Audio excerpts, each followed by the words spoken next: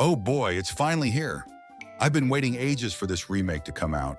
Let's not waste any more time and boot it up. I think I will first try classic mode. Oh god, just look at that soul. What a classic. Truly chef's kiss material. But let's check out that new HD version.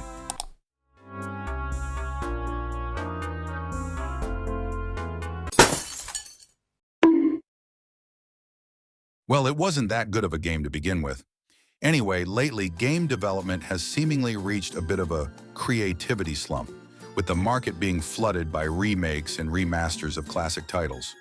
Needless to say, visual novels aren't safe from this trend either. However, we have already seen that some titles can clearly benefit from such makeovers, with developers taking this new opportunity and enhancing or expanding their original vision to better adhere to modern sensibilities. Such are the cases of Tsui no Sora remake, or even Rant 03. On the other hand, you have titles that blur the line between what is a remake or a remaster, as they usually do little more than update the visuals or just upscale the already existing artwork. That said, those two have their own value, considering that some older visual novels don't behave that nicely with modern computers. Still, it's kind of impressive how often they manage to screw things up. Unfortunately, today's game falls into the latter category. Originally released in 2002, this beloved title also managed to get console ports to the Dreamcast, PlayStation 2, and PSP. So with that many options at one's disposal, it raises the question, was this remaster really worth the effort? Hey there, this is Miran, and this is my review of Suigetsu.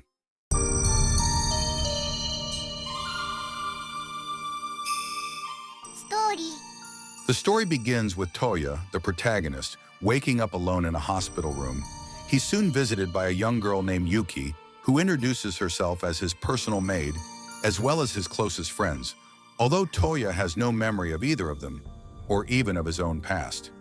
It turns out he lost his memories after a recent accident, leaving him amnesiac.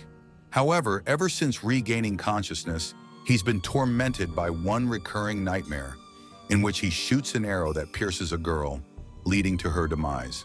A couple of days later, after being discharged from the hospital, he reunites with a classmate of his who shares an uncanny resemblance to the girl of his dreams. She too has been mysteriously having the exact same dream, leaving the two confused by this inexplicable happening. If there's one thing Suigetsu immediately stands out for, it is its atmosphere. Visual novels with rural settings really hit different, and in this game's case, it's only highlighted by the slightly ethereal vibe of the story. One of the main themes of Suigetsu is the blurred line between reality and dream. There are quite a few scenes where it's not clear whether what you are reading is happening while Touya is awake and conscious or not. This approach works really well at conveying the instability of his own amnesiac mental state. I know this type of trait is very common in visual novel protagonists, to the point of being something completely cliché, but I found the portrayal of this condition to be very nuanced. He would often be anxious about the transience of his own ego, fearing that, should he ever regain his memories, the current state of his self would disappear, a dilemma further reinforced by his friend's expectations. But before talking about them, can I just make one quick interjection? Well, I don't know why I'm asking you. Anyway, since this game is set in the early 2000s and takes place in the rural countryside, it means that there are no cell phones, let alone any smartphone to be seen. And I just gotta say, I miss seeing phones being slammed down in frustration. Simply pressing the end call on your screen doesn't hit the same way as the raw energy behind a good banging of that handset against the base. Nevertheless, getting back to the subject at hand, I found the game's cast of characters to be interesting, but not especially engaging. On the positive side, the depiction of their personal struggles was skillfully handled, similar to how the protagonist coped with his amnesiac state. These characters also had their own distinctive motivations and intentions that would often clash with each other. At the same time, I don't think it does a very good job of explaining from where those personal struggles and motivations come from, at least not explicitly so. Obviously, that's not the case with every character, but I think some deserved a bit more personal context. I also felt that their interactions weren't exactly engaging, probably because their general attitudes would often quickly shift between being cheerful and being frustrated. Individually, though, they were perfectly fine. I in particular liked Makino and Yuki. Makino's occasionally cryptic demeanor fitted the narrative theme suitably, while Yuki's calm and soothing personality led to some very comfy scenes. Also, she looked adorable in her snow-themed pajamas. Their roots, on the other hand, were for the most part rather underwhelming. There are a couple of reasons for that, such as some events being repeated, despite them not being uniquely contextualized within the story arc of each route. But the biggest reason had to be the endings themselves, as they simply weren't satisfying enough on their own. Emphasis on that on their own part. You see, this is a game that barely explains its actual narrative. Right from the start, it presents a handful of questions that it never bothers to explain. For example, alongside the accident that left the protagonist with amnesia, the legend of the goddess Nanami is also presented as a significant part of the plot. However, as the story progresses, it ends up feeling more like a backdrop than a central focus of the narrative, which doesn't make much sense considering the amount of exposition dumps the game does. The thing is that the answers are technically there, hinted at throughout all the routes, but at the same time, it's all very obtuse and ambiguous. I will come clean and admit that I had to resort to those story explanation sites to fully piece together the narrative. And now, with that external hindsight, I can say that some of its ideas were absolutely genius. Once again, emphasis on that some. I can understand that the game wanted to reinforce that sense of cognitive vulnerability and instability the protagonist faced, using this unclear narrative direction as its main tool. But some of the plot elements it needed to make this approach work felt rather contrived and overly convenient. I want to stress that I don't dislike visual novels that are written this way. Just recently I played Saihat no Ima, a game that's far more obtuse than Suigetsu, and still thought it was great.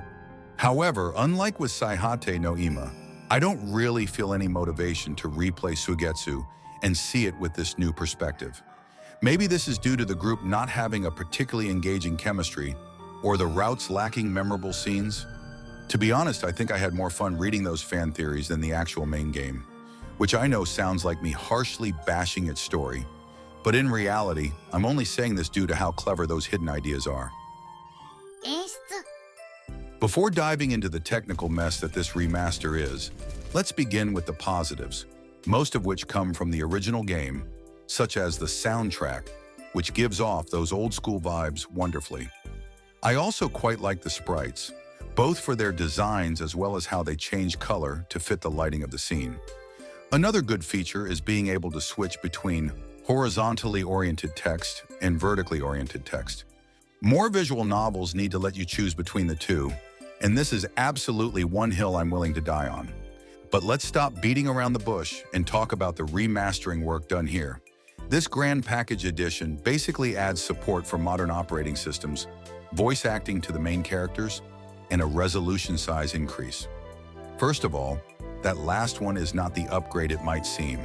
When trying to adapt visual novels designed to be displayed in a 4:3 display ratio in widescreen format, you will always run into issues, especially with CGs and backgrounds. The usual solution is to stretch them out, which in some cases ends up working just fine. But in Suigetsu, I don't know what upscaling tool they used, but they absolutely butchered some of those backgrounds. CGs fare slightly better, mostly because the game lets you choose to display them with their correct ratio, but at that point, why not just let you play the entire game in 4:3? That being said, the worst thing has to be the engine they used. I don't know how many of you are familiar with TyranoScript, but it is essentially a visual novel engine primarily used by indie devs or doujin circles due to its ease of use. In other words, it's not really the type of engine you would want to see in a full-price release.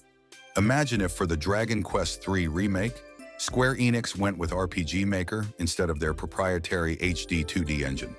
That's how wrong and cheap this game feels. On top of that, it also has its fair share of bugs. Sometimes when launching the game, the sound wouldn't work at all, which forced you to close and relaunch it. There was also one scene where the voice lines were completely scrambled, playing when they weren't supposed to. I also felt like the game was in general kind of laggy, especially when loading and saving, which by the way, the game has no quick load or quick save functionalities, nor any modern quality of life features like backlog jump or skipping to the next choice. I think this whole situation is doubly disappointing because this leaves the game without any definitive way of playing it. From what I've seen, the original PC release barely works on modern computers, and I don't think it has voice acting either. On the other hand, with the console ports, you are obviously missing the H content, which in this game, there are at least a couple of scenes that feel important to the plot. There are also a couple of scenes that I could have done without, but that might be just me.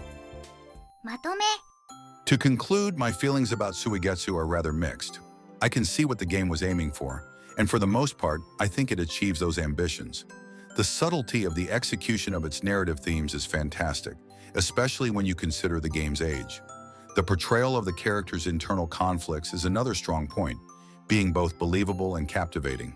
At the same time, the overall experience while reading leaves one feeling that the story isn't going anywhere in particular, while also continuously repeating and regurgitating some ideas. I feel like the game is a victim of its own structure, where just a few tweaks could have turned this into an absolute timeless classic. I give Suigetsu a 7 out of 10. And that's going to be it for this review, probably the last one I make in 2024. As the final game of the year, I was kind of hoping to enjoy it far more than I did, considering all the great things I heard about it, but I guess that's how subjectivity sometimes rolls. Anyway, I still have a couple of videos I want to do these next weeks. Hopefully I will finish them in time. No promises, but as always, thanks for watching. See you next time. Marin out. By the way, I wrote the thing that's playing in the background, although I know it's pretty crap.